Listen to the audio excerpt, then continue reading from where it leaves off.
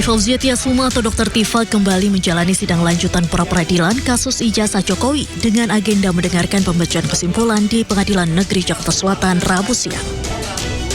Pada agenda sidang kali ini, Dr. Tifa menyoroti pembacaan kesimpulan jaksa penuntut umum yang masih mengaitkan dengan status P21. Tifa pun menyoroti pihak jaksa yang dinilai seolah-olah mengabaikan amar putusan sela di mana Majelis Hakim Pengadilan Negeri Jakarta Timur telah mengabulkan eksepsinya. Oleh karena itu, Tifa menyatakan seandainya petitum dirinya tidak dikabulkan hakim, maka dirinya akan disandra sebagai terdakwa.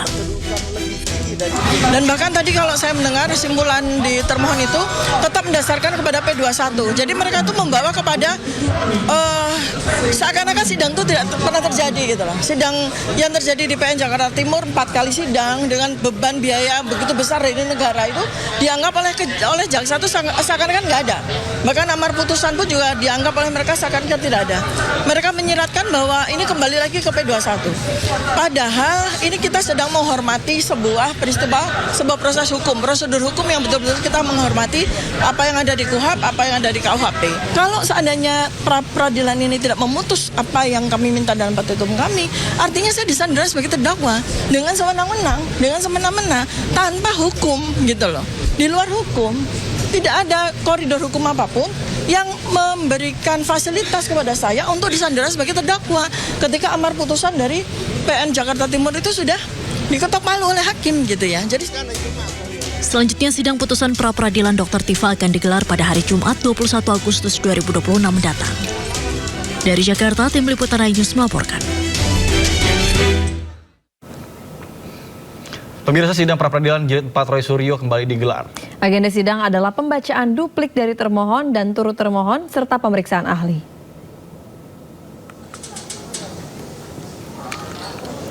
Sidang mempersoalkan pencekalan Roy dan tidak disampaikannya SPDP. Termohon yakni Polda Metro Jaya menyatakan pencekalan Roy sudah sesuai aturan. Selain itu, Polda Metro meminta hakim menolak permohonan Roy. Pihak termohon menganggap pra-peradilan keempat ini hanya mengulur waktu.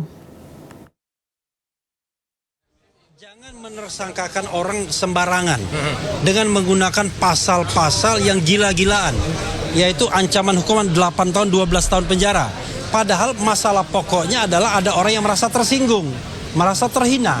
Makanya kemudian kalau kita challenge di pra-peradilan itu sangat sah. Dan dalam hal ini penyidik harus siap untuk di-challenge. Kami bukan tidak ada modal, kami punya modal spirit, modal pengetahuan dan lain sebagainya. Tadi coba dilihat, bagaimana kita bertanya kepada para ahli sampai habis waktunya. Sementara pihak termohon menyia-nyiakan banyak waktu karena dia tidak siap sendiri. Jadi sekali lagi, walaupun Anda punya kewenangan untuk melakukan penyidikan, kemudian menersangkakan orang, dan kemudian juga turut termohon bisa untuk mendakwa orang, tetapi tetap harus dalam koridor hukum, tidak boleh semena-mena, harus menghormati konstitusi dan hak asasi manusia. Pemirsa, berkali-kali ajukan pra-peradilan, Roy Suryo menegaskan langkahnya diperbolehkan selama statusnya masih tersangka. Roy Suryo menegaskan dirinya masih bisa terus ajukan pra-peradilan hingga dilarang oleh aturan yang selevel undang-undang dan acara pidana. Dan ketika status berubah, saya masih tersangka, belum jadi terdakwa. Itu makanya saya masih bisa mengajukan pra-peradilan. Dan pra-peradilan yang dilakukan itu memang boleh dalam Kitab Undang-Undang Hukum Acara Pidana yang baru, nomor 20 tahun 2025, itu masih bisa dilakukan berkali-kali, ya, sampai apa? Sampai tidak boleh lagi. Nah, tidak bolehnya adanya apa? Adanya aturan. Sementara ini belum ada aturan atau tidak ada aturan yang ada. Dan aturan itu harus level dengan undang-undang, selevel dengan KUH acara pidana. Gak bisa levelnya itu ada di bawahnya kemudian melarang. Itu akan tertabrak dengan aturan di atas. Makanya kalau ingin kemudian mengubah aturan itu harus ada judicial review melalui Mahkamah Konstitusi misalnya untuk mengubah KUH. Ya pemirsa, untuk mengetahui suasana sidang di sana, kami sudah terhubung dengan rekan Steven Patinama dan juga juru kamera Novan Dwi yang kini berada di kawasan Pengadilan Negeri Jakarta Selatan. Selamat pagi Steven, apakah sidang Roy Suryo sudah dimulai dan agenda apa yang akan disidangkan pada hari ini? Silakan dengan laporan Anda.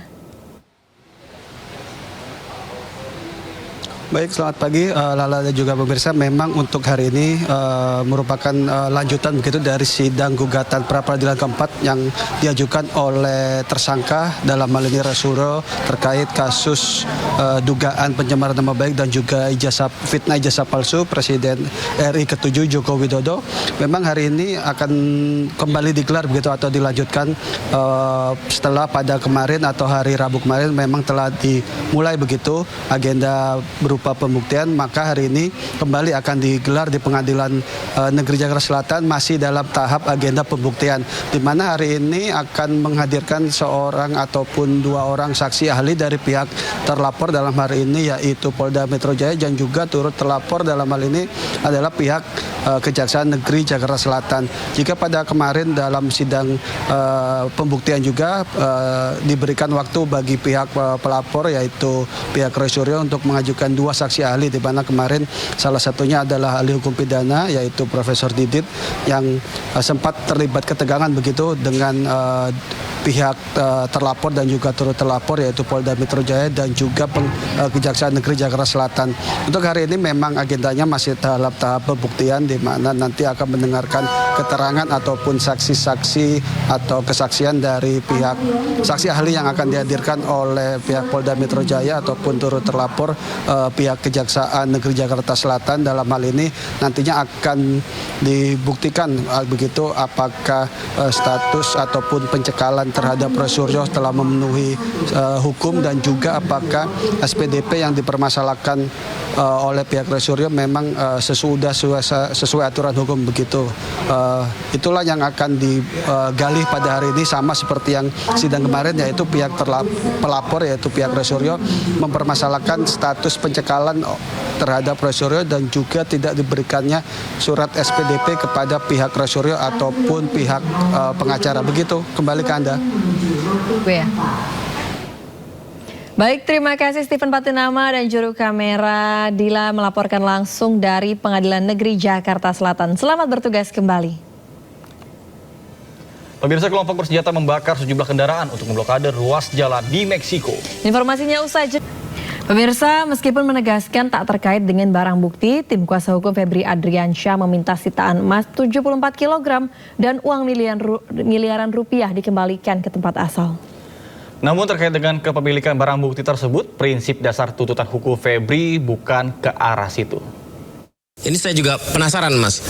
Untuk pembelaan tentang barang bukti emas 74 kg dan uang sitaan miliaran rupiah itu, nah ini gimana Mas Alfon? Milik siapa? Apakah publik akan dijelaskan bahwa hingga ujungnya adalah Pak Febri tidak bersalah?